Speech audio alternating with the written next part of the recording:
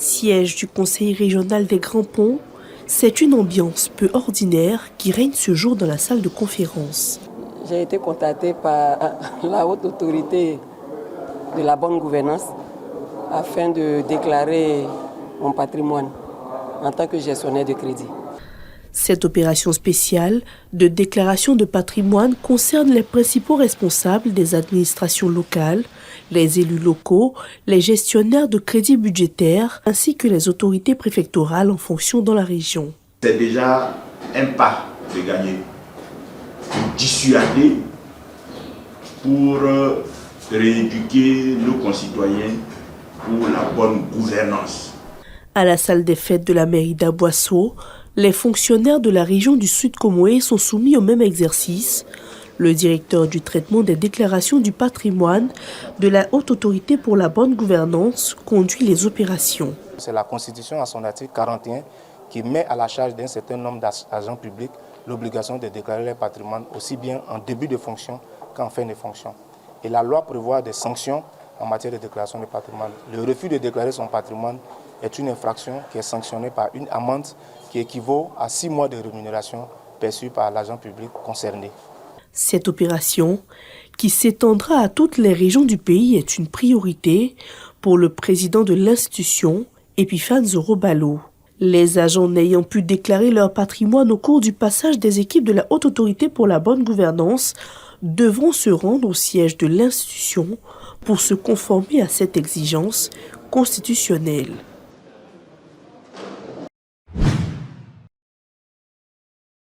Place publique du village Lapo dans le département d'Agboville. Des danses pour célébrer l'avènement d'un nouveau centre de santé. Les populations vont disposer de soins adéquats pour leur prise en charge. Doté d'équipements de pointe, ce centre de santé est le fruit des projets et actions de développement de l'Union des ressortissants de Lapo résidant à Abidjan. Inauguré ce jour par le ministre de la Santé, par ailleurs président du conseil régional de l'Agnébi-Tiassa, cet hôpital est la volonté manifeste de l'Union d'améliorer les conditions des populations. Le ministre Pierre Demba s'est réjoui de la volonté des cadres du village à offrir des infrastructures sanitaires de base à leur localité.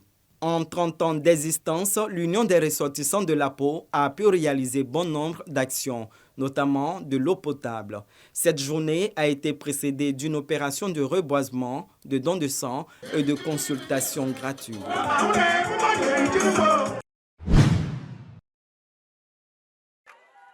Gatifla est un village sokoa autochtone du canton Kuya, dans la commune de Vavois. Ses filles, unis autour de Bois Bailly Apollinaire, président de la mutuelle, s'engagent pour le développement de leur village tout en promouvant l'excellence ainsi que les actions sociales. L'édition 2024, la troisième et donc celle de la maturité, s'est concentrée sur le dépistage de l'hypertension, du cancer du col de l'utérus et du diabète. C'est important et ça nous fait du bien parce que ici dans le village, beaucoup d'hommes sont malades. En tout cas, vraiment, ce qu'ils ont fait là, ils n'ont qu'à continuer. La deuxième journée a mis l'accent sur la promotion de l'excellence avec la récompense des 2 premiers élèves de chaque niveau du primaire ainsi que les honneurs rendus aux personnes du 3e âge et aux retraités pour leur engagement dans le développement et la promotion de la cohésion à Gatifla. Le taux de scolarisation est certes en nette progression, mais il y a encore des poches de résistance et pour nous, il faudrait créer l'émulation auprès des parents pour que les jeunes filles surtout soient scolarisées afin qu'elles soient pour nous l'espoir de demain. On a fait un message pour que les gens puissent mettre les enfants à l'école. En tout cas, ça va. Il a même une promotion qui est déjà arrivée au CE1. Quand il a commencé, ça fait 3 ans qu'il a commencé. Donc je pense bien que c'est la meilleure des choses.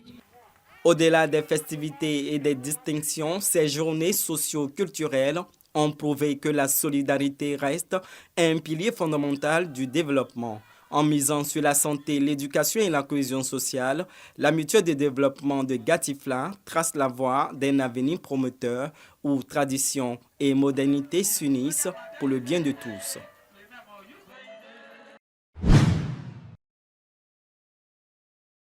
Le village de Missamana, sous-préfecture de Tienko dans la région du Folon, peuplé de plus de 1000 âmes, répond aux critères de la politique du programme national d'électrification villageoise. Ce village frontalier avec le Mali est désormais connecté au réseau électrique national. La cérémonie de mise sous tension a donné lieu à une fête populaire. Les populations sont venues de tout le canton Bodougou, de la diaspora abidjanaise et européenne pour célébrer la lumière qui va amorcer le développement local en présence des élus et cadres du district autonome du Denguélé.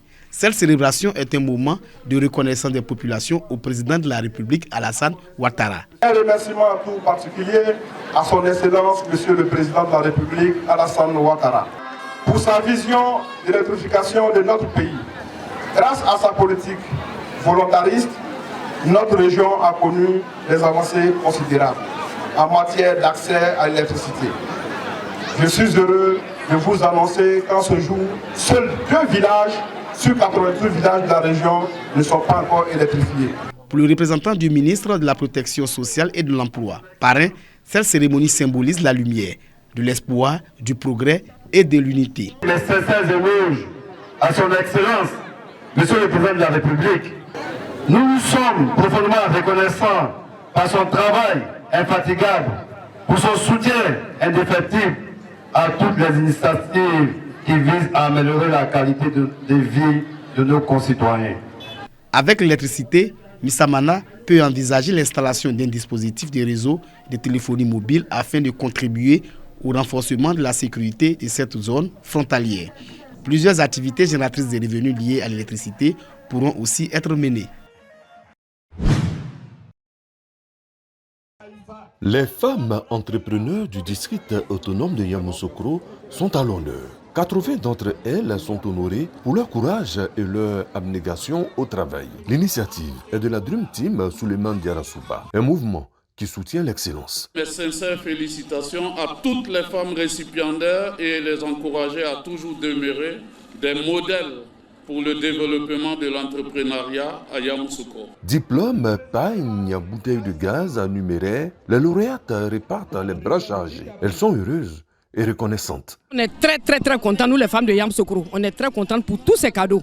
On voudrait demander au bon Dieu, longue vie au président de la République. Sylvain Yao, directeur général des PME et de l'artisanat, représentant le ministre Souleymane Diarra-Souba, parrain de l'événement, salue la résilience de ces femmes qui sont vues comme les pionnières de l'entrepreneuriat dans le district autonome de Yamoussoukro. Braves femmes, le souvenir de votre détermination et de votre engagement pour l'entrepreneuriat doit demeurer vivace dans les cœurs de nos sœurs et de nos filles qui ont décidé de vous emboîter le pas.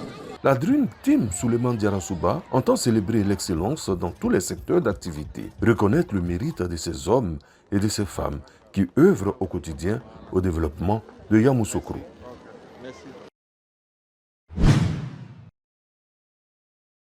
Une marche des athlètes avec un point de départ, le centre-ville jusqu'au lycée 2 et 4 points de chute pour ouvrir les premières Olympiades de Daloa.